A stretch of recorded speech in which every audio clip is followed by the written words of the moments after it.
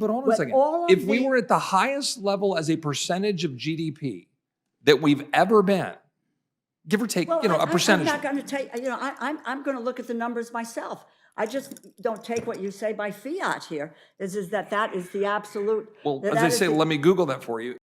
To my colleagues on the other side of the aisle who unsurprisingly criticize the 8% reductions and walk through the parade of horribles. But remember that at some point here, we have to get off the merry-go-round. We have to recognize what we're doing to the American people, our economy, and spending with respect to inflation. And we're trying to find a path to any sort of fiscal responsibility or sensibility. And that the response from my colleagues on the other side of the aisle is effectively a generic statement of taxation. And so I would ask the gentlelady, the ranking member, I would ask, yes. Would it be your preference that we have a $2 trillion deficit this year? Do you believe we should increase taxes $2 trillion? In other words, or stated differently, $20 trillion over 10 years. Let me just say this. First of all, the premise that this is in keeping what we're talking about with the FRA. This is billions of dollars lower than the FRA. Say that again. How much? Billions of dollars lower than what the FRA suggested. And I'll take a look at what this is. So this is lower than the FRA. We're not dealing with apples and apples here. So, but just to say this, there is got to be a balance here somewhere. I have cut spending. I negotiated a budget bill last December with Republicans and Democrats, right? But House and Senate. But we're talking about being $2 trillion in deficit spending this year. $2 trillion. Well, let me ask you. When we're $33 trillion in debt. Well, but the fact of the matter is that you have no, what,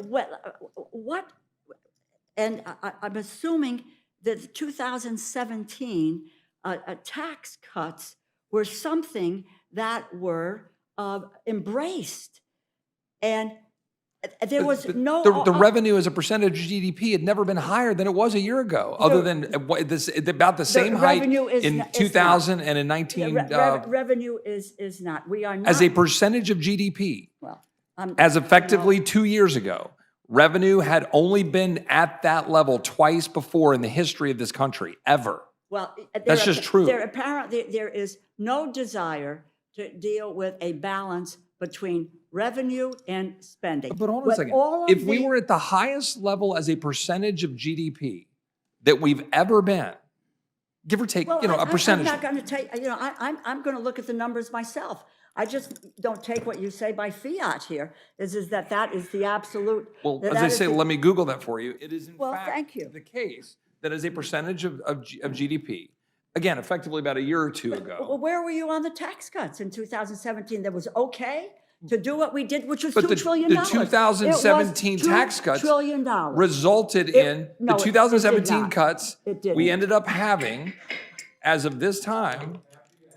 Right.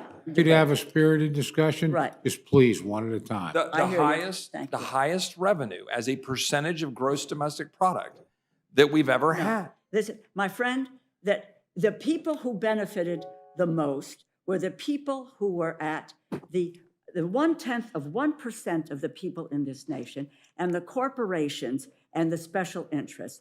Working Americans and middle-class families did not see the benefit of those tax cuts. And there was no one on your side of the aisle that expressed any view again, that going back this to, was going to Ms. add to the Laura, deficit. So going back to the main point here, okay, and in my time here, the point here is we had the highest percentage of revenue as a percentage of gross domestic product. And again, I'm saying give or take, there was two other times in history about the same level, 2000 and I can't remember, 19, I don't know, maybe right after the war sometime. And so we had the highest percentage revenue. So as they say, it's not a revenue problem, it's a spending problem. It's a revenue. Now, it's not a revenue problem. We have had for a long time an understanding of where we were going to be heading with respect to mandatory spending. For a long time, we've been watching that grow, knowing it's coming. We've done nothing about it. Neither party, by the way, has done nothing about it. So here we sit, and we're trying to constrain spending. We're trying to constrain spending in the discretionary pot, not really yet touching, obviously, mandatory, which neither party has been willing, frankly, to go down that road. My point here is we've got legislation in front of us.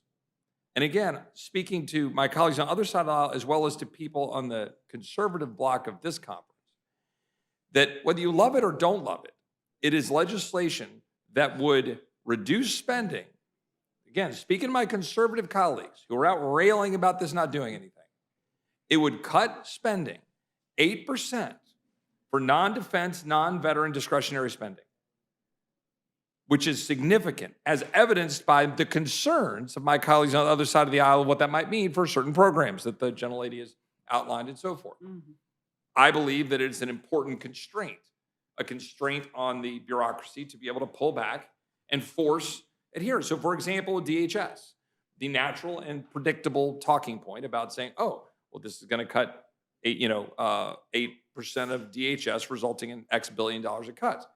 Well, just for the average person listening out there, it is still higher than the 2021 levels that we were spending for DHS. It is only fractionally below that of the 2022 levels.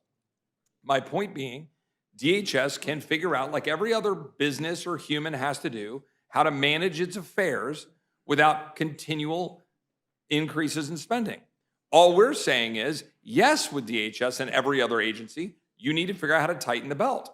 The point of adding HR 2, it's not to the response to my colleagues on the other side of the aisle. It is not hypocritical or contradictory to say you believe you need to have the policy choices that are supposed to be followed in the law being followed, as HR 2 evidences, and then say you can do that with whatever the total is, $60X billion instead of $60Y billion. I don't know the exact numbers, but a reduction in your budget. It's not saying you can't do that. What we're saying is, and by attaching HR 2, we are trying to address the fundamental and complete debacle that is the southern border and what that now means for the rest of our country. I mean, the fact is, in my news feed that I get sent to me regularly from my staff, there is a constant stream every day of the impact of the border on our country in Texas. In just this morning's news feed, I had a story about 2,200 migrants in Eagle Pass and a mass crowd. I had a story about the masses in the Darien Gap. I had a story about the masses on a train in empty cars riding up through Mexico. I had a story about migrants and human smugglers wearing camouflage and jumping across walls and having video of that happening and getting away without being found. We have stories of the hundreds of rounds of ammunition and IED found on Texas soil on this side of the Rio Grande.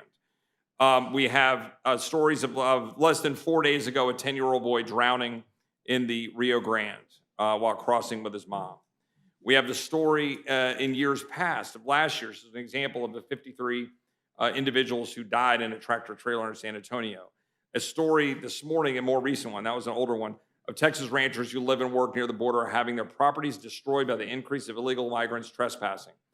The stories of the local communities in Texas who are dealing with the impact on their schools, their hospitals, and their local economies.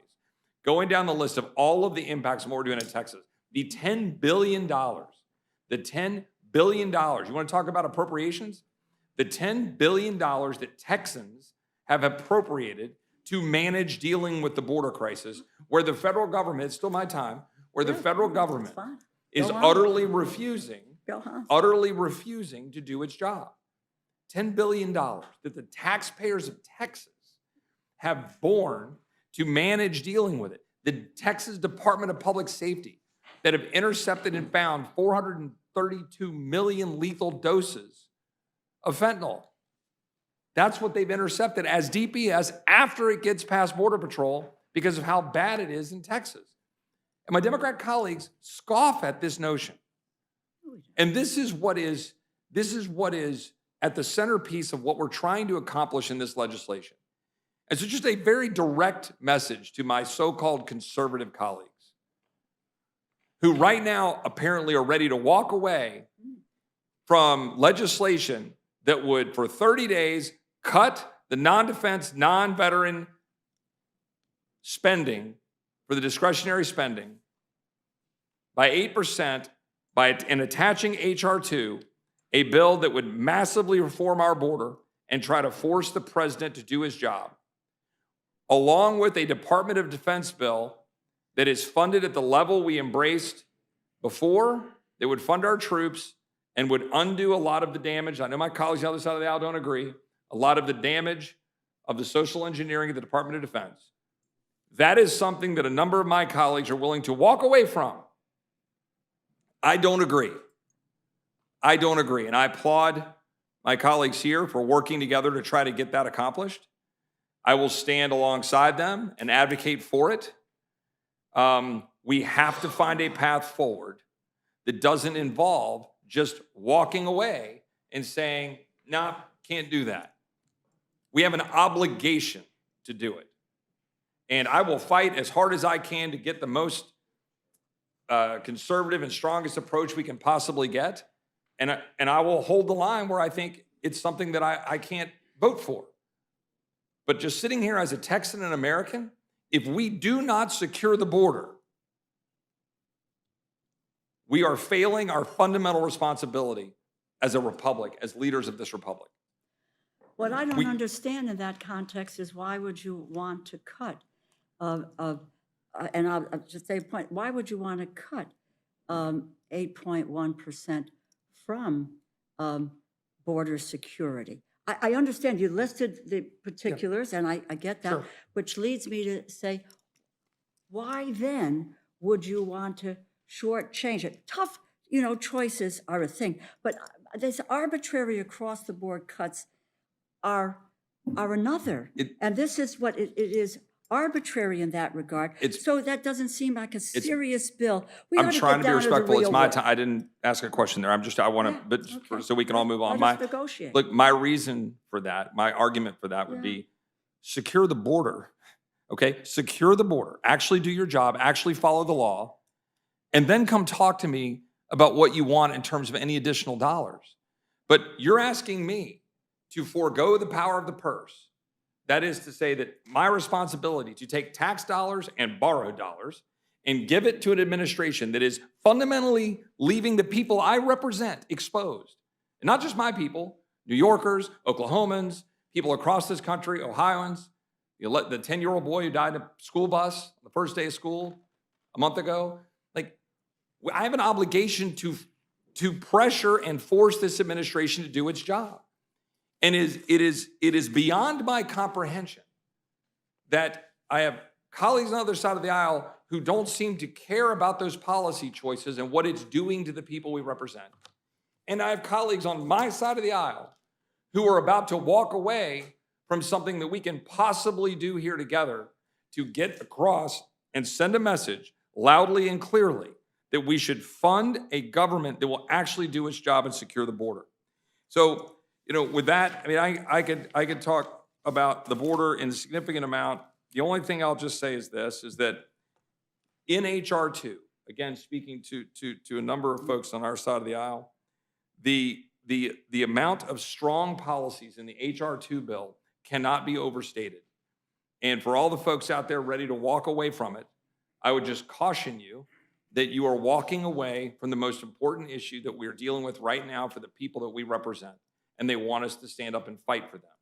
So I applaud you all for working with us to try to move the ball forward, and I yield back.